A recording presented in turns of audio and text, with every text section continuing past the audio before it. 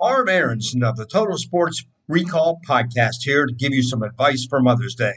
When you hear the name Sterling, you might think of a classic shave, but this Mother's Day, we're looking at the bigger picture. This year, treat Mom to the luxury she deserves with Sterling's full line of personal care items.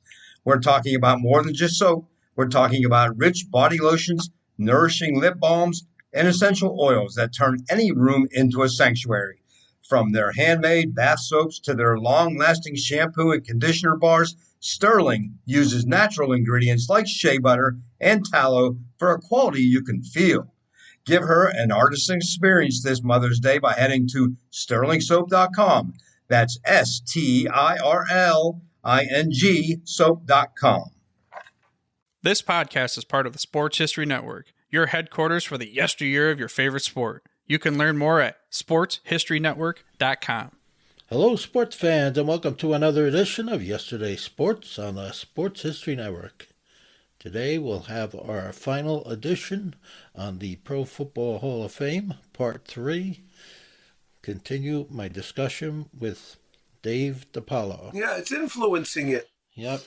Since it's Super Bowl week, before we end, Mark, I want to talk about my Super Bowl jacket that I put on. Oh yeah, and you're familiar with the patches. That's right. And I even got the games the Cowboys lost. Yeah. I didn't exclude those.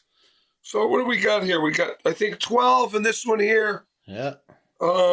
That's 5. This is Super Bowl 6. 6? Yeah, is it 5? It's either 5 or 6. I don't know. 5 or 6. This is 6. This is 6. actually one of my favorites. Right. There's Super Bowl 10. Yeah, it's another one of my favorites. And there's Super Bowl 13. That's a famous one. That's right. You know, that was the still regarded as one of the greatest Super Bowls ever played. How many Hall of Famers were in that Super Bowl? I forgot, but a lot. Over 20. Over 20. If you include over 20, right? If you include coaches and GMs and all that, probably at least 20 players, and then on top of that, you have coaches and GMs and and these were the real patches. These weren't the knockoff patches. They talked about the glue and all this other stuff. And there's one more, Mark. I don't think I ever showed you this pin. This is a leather coat. I don't wear this all that much, but I have some Super Bowl pins on it. Uh-huh. You know, and one of them here. Let me just find it. One of them is this. This is one of my favorite pins right here. It's this. This was in the Super Bowl 30 when the Cowboys played in Arizona. That's right. Against the Steelers, Super Bowl 30. And you could see I don't know if you could see it, but there's like some cactus there, and there's like a stagecoach. Yeah, I see it. It's got the Super Bowl logo, and that was a pin for the press. That was given out as a press pin, and I picked that up from a guy who was out of Dallas. He was a great guy. He used to see at one of these shows. I think his name was Rich Haskins or Rick Haskins. I got to look him up, but he had that pin, and it was kind of rare to find it. I picked that up. Yeah. I think when I was down for the Super Bowl, when the Packers played the Steelers, I went down to Dallas for that pin, and actually I do have a pin from that game. That's that pin right there. Oh yeah. That was that Super Bowl, Packers against the Steelers down in Texas. Yep. That's where I got that stagecoach pin though, and that was given to all the media personnel that year. But they're kind of something a little different. Right. What's on the back of the jacket and the sleeve? The back of the jacket is just the star. Yeah. And then this was a Carl Banks. Carl Banks had these. He had his own line of jackets. And some of the other pins I put on the front, they were just different Super Bowls. You could see the helmets. Right. They were the 5 that the Cowboy played in. Yeah. This is, I think, this one here is a Cowboys.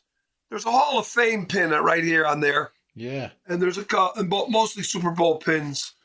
But yeah. Then on the sleeve it says it's got Carl Banks. It's got his thing there, and then on the other sleeve, I think it says Cowboys on the sleeve. Runs down the sleeve. Yeah. I had a different jacket, and I forgot where I picked it up at the time. I left it in my car when we had the ice cream shop. Right. Sure as enough, I come out that night, windows broken, jacket's gone.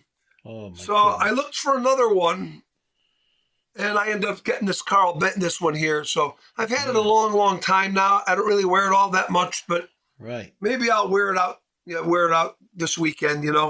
Yeah. But it is what it is.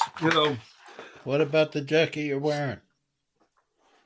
I'm sorry, Mark. What was it? The jacket that you're wearing, does that have anything on the back or the sleeve? The jacket that I'm wearing actually has Cowboys on the back. I don't know if you can see the lettering. Oh, yeah, I see it. Can you see that at all? Yep, I see it. Yeah, it's got Cowboys, and this is a nice jacket. I've got two of these. I got another one. Instead of the star, it's got the helmet on it, and that has the other 4 Super Bowl patches on the other. No, but this one's a little older, and I got some small pins on there on the stars. I stick them. People go, oh, "You're ruining it. What are you doing sewing those pins?" Listen, who cares? Yeah. It's funny. A buddy of mine was watching Joe Montana. They interviewed him the other day, and they asked Montana about his jerseys. Right. And he goes, I was never much on collectibles. He said, I got my jerseys hanging around at the house somewhere. He goes, they're in a box. Yeah. So, you know what I mean? It's just, he doesn't care about it really. I mean, I bet you those are worth thousands of dollars each. They got to be. Probably. Those Joe Montana jerseys. Especially if several thousands of dollars each. Especially if he signs them. Yeah, Especially. I mean, but he's got them at the house. Yeah, they're not even framed. They're hanging up in his house. He doesn't even. He said they're in a box. He said. Yeah. Well, there's a good. So you mentioned the jacket there. There was another great player, Carl Banks. Right. Yes. Well, what are you going to do? Yeah. You can't. They can't all get in. There's only 8 guys. No. There's 8 guys that can get. That's what people don't understand. There's a limit. That's right. Not everybody's going to get in, and you got to get over it. You got to get over it. Yeah. And they did it on purpose with 8 to limit it. Right. So, it is what it is, but doesn't mean you weren't a great player, No. Just because you're not in the Hall of Fame doesn't mean you weren't a great player.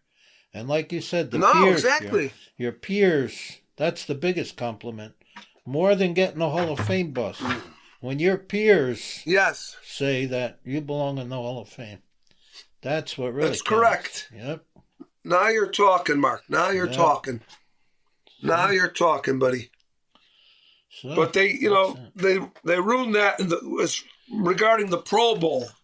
Oh. They ruined that by what we talked about. But we'll see what happens tonight. It'll be interesting tonight. I think it'll be interesting. I'm curious to see who's going to get in. Yeah, I'm pulling for L.C. Greenwood, even though he's a Steeler. Yeah. On another note, I watched a film the other day about the coldest game ever played, which was it was that Bengal game, Yeah, the Chargers. Claim it was Bengals. 51 below zero. The Bengals with the against the Bengals and Chargers.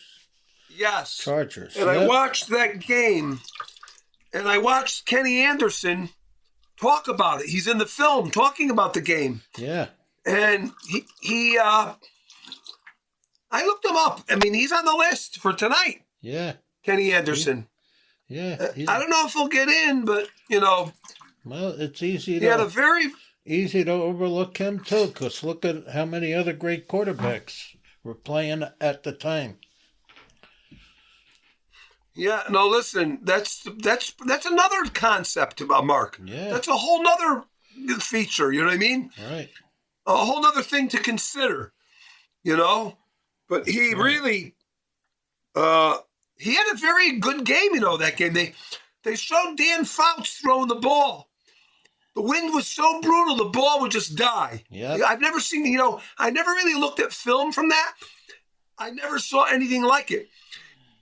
Kenny Anderson said, first play of the game, I threw not a screen, but they called like a flat pass to Pete Johnson. Remember Pete Johnson? Yeah, big guy. The big running back? Yeah. Yes. He said, the ball, simple pass. He goes, the ball went 10 yards, not even, and it fell to the ground. Wow. Like somebody shot it out of the air. It looked like that somebody was shooting at the ball. Yeah. It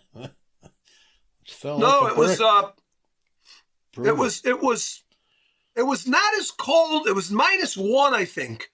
But the minus chill was 51, which is colder than the ice game, which was -13. Well, Lily says it was closer to -20 by the end of the game. Yeah, it got colder as the game went on. Yep. But they didn't have to contend with the ice. Right. The field up there in Cincinnati was pretty, but they had Jim Breach talk. They had, if you see, I'll send that to you. Yeah. It was a 24-minute video episode. It was good. Yeah. And Kenny Anderson talks, and there's a few other guys talking, and I don't think anybody from the Chargers talks. Anthony Munoz talks. Right. In it. And I remember that. You remember watching that game? Oh, yeah. It was brutal. That was brutal conditions. And I remember a lot of the guys said that their cars wouldn't start. They talk about it in there. Yeah, they went to get in their car to drive to the facility, and a lot of them, their cars wouldn't start. I think they had to take a bus or something. Chris Collinsworth was talking about it. Uh-huh. He was a rookie. Was he a rookie that year? I think he was. Yeah. Yep. Yeah, he was. Yeah, I remember my buddy Rick Hubbard, who's he loves talking old football. Yeah. Loves talking old football. He was working at a little gas station that's no longer here, but it was over by my house. Right. And I walked over there earlier that morning, and I said to him, geez, I said, Hub, what are you going to, he said, I got a little TV here. He brought it into work. Yeah. And when I went over there a little later on, he had the Bengal game on. Yeah. And it was cold here too. Oh, I remember that, but yeah, I'll never forget that, Yep. I'll never forget that. And now they're talking, I don't know if you heard this, Mark. They're talking about playing all these playoff games and stuff, having them always inside now. No, I can't. I don't know if it's going to happen, but there's actual talk about it. Ah, terrible. I was disappointed it's probably longer ago than I think now. They had the Super Bowl at Giant Stadium, and it was cold. It was cold all week long.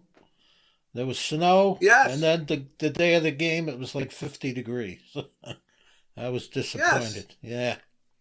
Yeah, no, listen, yes, they had it there, yeah. Yeah. Yeah, but it's a different world, Mark, today. They talk about all this stuff, and I don't know. After a while, I talked to a guy yesterday. I went down to the station for something, and he said, a lot of my friends that we watch football together, a lot of them don't watch anymore, he said to me. Yeah. Well, believe it or not, Dave, I think it's been about at least 5 years now since I've even watched the Super Bowl. I don't even watch Well, I can believe it. Listen. Yeah. I mean, I'll watch it. I'll always probably watch it, but we don't watch the halftime or anything at my house. I shut that off. And we put on football tapes. Yeah.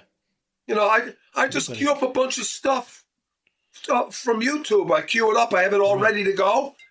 And we watch stuff like that at halftime. I'm not watching this garbage. When we watched the Super Bowls in the 1970s, they brought out a marching band at halftime. Nobody cared about the halftime. Nobody cared about what was the best commercial. You cared about the game, and that was it. It was about the game. It's the reversal. Yeah. It's the reversal at this point, Mark. That's right. There's more people who don't watch all year, and that's why they have all these halftime and stuff like that. That's right. The day I after. think Michael Jackson was the first big one, Mark. I think. What's that? What year? I think Michael. The Cowboys and the Bills, first game. Okay. Super Bowl 27. Wow, that's going back a ways. Yep. Yep. That's when it became a big show. Yeah, the day after the Super Bowl, Monday morning, nobody was talking about, did you see the halftime show or did you watch that commercial? You were talking about the game. You were talking about the game, and that was it. It was about the game. Now, it's not about the game anymore. It's about everything else. It's the commercials I don't watch either. No. You know, a lot of people are like, oh, leave the commercials. There's nothing even, you're going to see those commercials anyway. This is just the kickoff for them. Like if it's a successful commercial, you'll see it down the road. I don't need to see it. I don't need to sit around and watch commercials for the Super Bowl. No. And now some of them are long. The commercials are longer for the Super Bowl. They're strung together, and the breaks for the commercials are longer than a regular season game. Yeah. Now the pill pushers have taken over the commercials. I don't know about the Super Bowl, but when me and my wife try to watch them, every commercial is pill put. Take a pill for this, take a pill for that. And the needle, take a shot, take another vaccine. Yeah, no, it's brutal, Mark. It's a different world. It's a kind of a disappointment compared to what it was when we were growing up. But my buddies come over. It's just a day to get together, and we do the fantasy football. And so this is the last time we'll get together until September. Yeah, Well, as long as you enjoy it. If you can get some enjoyment out of it, then that's good. Yeah.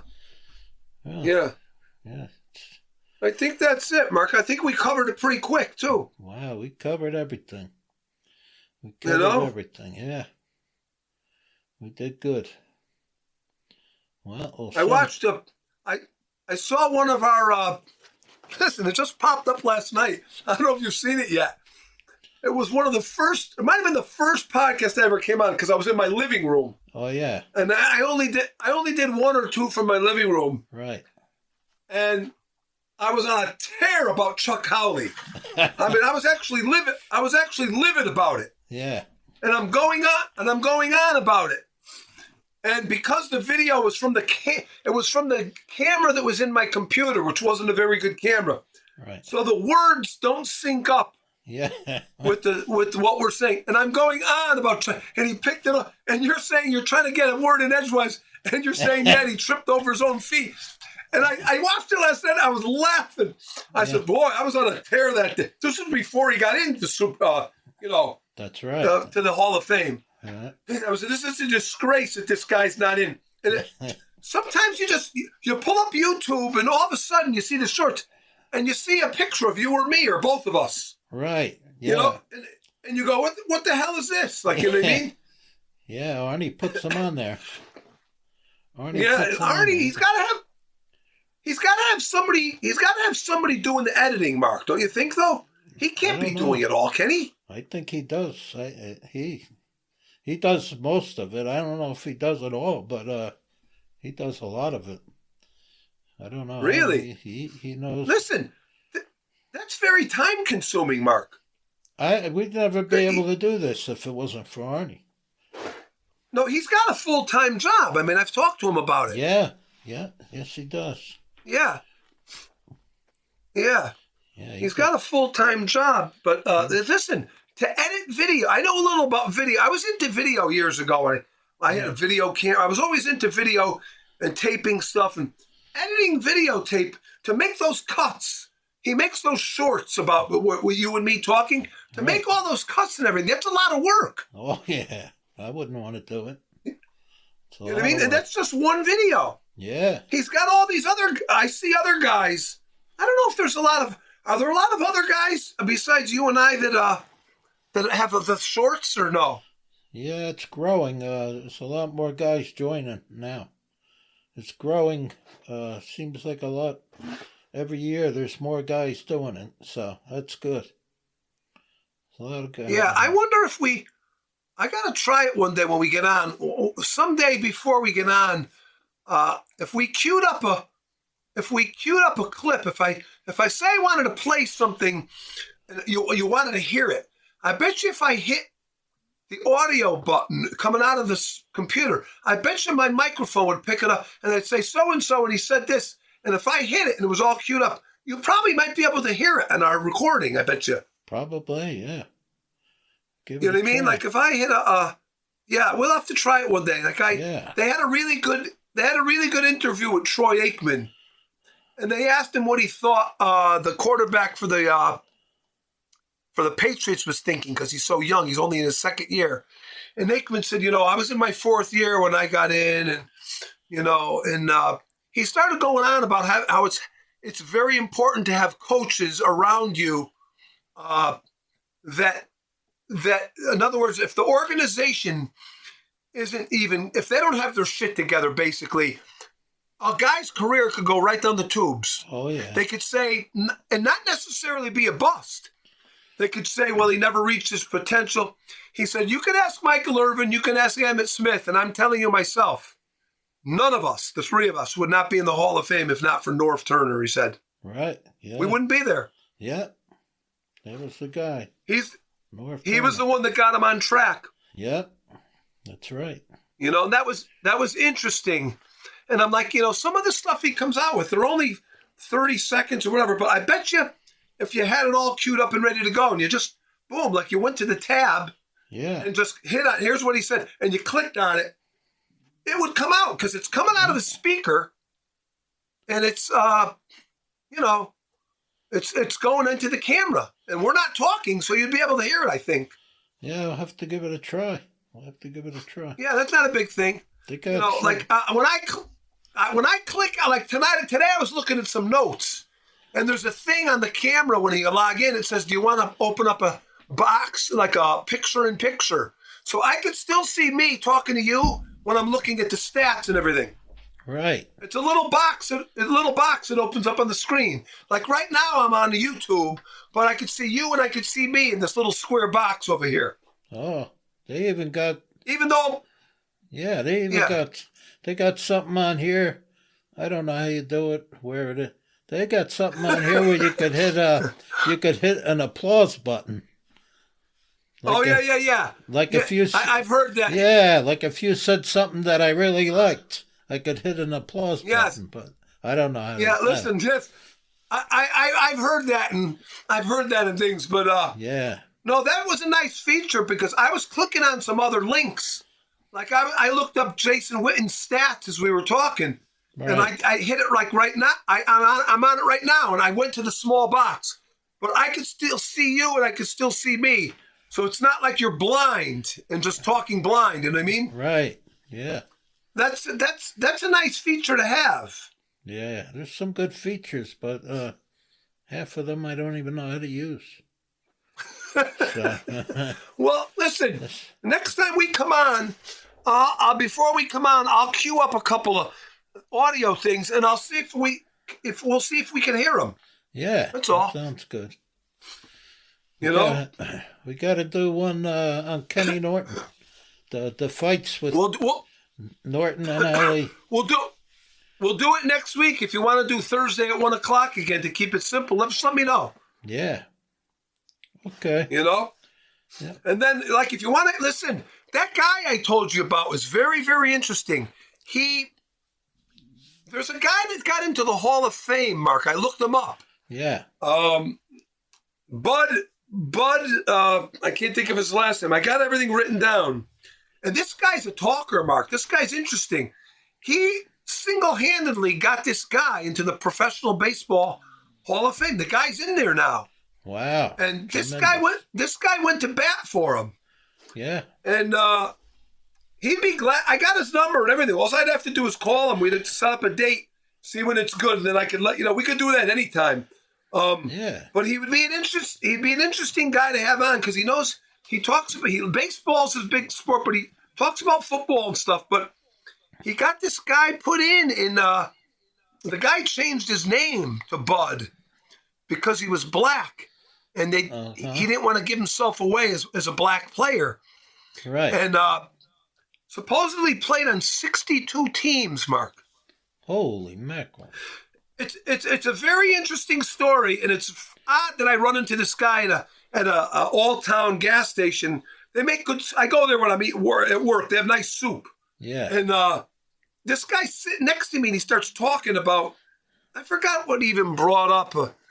I think he was talking about something bizarre. I think he talked about my hand. Did you ever play sport? You got big hands. Yeah. And I'm thinking to myself, what? But then he started talking about. And he was a Jewish guy. He was like a Jewish and German mix. Right. And he said, I listen to sports. And he started talking about the fan. That's what really kicked it off. He used to listen to WFAN. Right. And then I told him, he claims he kind of remembered me being on with Summers. Oh, yeah. So, and then he said he knew Summers because he got talking to this thing that he did about getting this guy into the Hall of Fame. And he said the guy that brought it to Summers' attention was a guy that worked before Summers left. This kid was working for him. And then when Summers left, this kid took over the show. Yeah. He was a younger black kid. I can't think of his name. But that's the guy. That was the link between this guy and Summers, that kid. Oh, wow. Interesting. So it proved to be a very, very interesting conversation, to say the least. Yeah, we got to get him on. Well, we're retired now, so we got time. Well, listen, I can listen.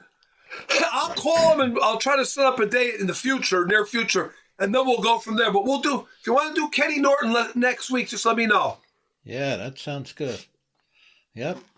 I gotta go. Yeah, I gotta go buy some. I gotta go out now. I got a bunch. We're retired, but there's still a lot of stuff to do, Mark. Oh man, sometimes I wonder, how did I ever have time to go to work? I got so much stuff to do. Exactly. Like I gotta go get some heating oil, and right. I gotta go to the bank. I gotta go get the money. I gotta go get the heating oil. I gotta go over and get some couple of supplements I want to get from Zoom. All kinds of shit to do. Yeah, and the only thing bad about retirement, the only one thing I could say that I don't like about retirement, I can no longer use the excuse of saying, "Oh, well, I don't have time to do that." Things that you really don't want to do, and you always have that excuse. Well, I don't know. One of them is getting together with this guy. He's a really nice guy and everything. He had a big hand in putting on this thing for me at the end there, but he always wants to get together. And now he goes, you got plenty of time. No more. There it was, Mark. Yeah. There it was. Yeah, no more excuses, he said. Yep, that's what happens. Okay. Yeah. We'll see what happens. But let me know, Mark. That's all. Yep. Okay. All right. You take care. Listen, have a good weekend. God bless you. You too. God bless. It was good coming on. I had a good time. Yep. I'll talk to you soon. All right, Mark. Take care now. You too. Bye. Thank you. That will conclude part 3 of our discussion on the Pro Football Hall of Fame. Hope that you enjoyed it. Thank you, and God bless. This podcast is part of the Sports History Network, your headquarters for the yesteryear of your favorite sport. You can learn more at sportshistorynetwork.com. Gridiron Japan!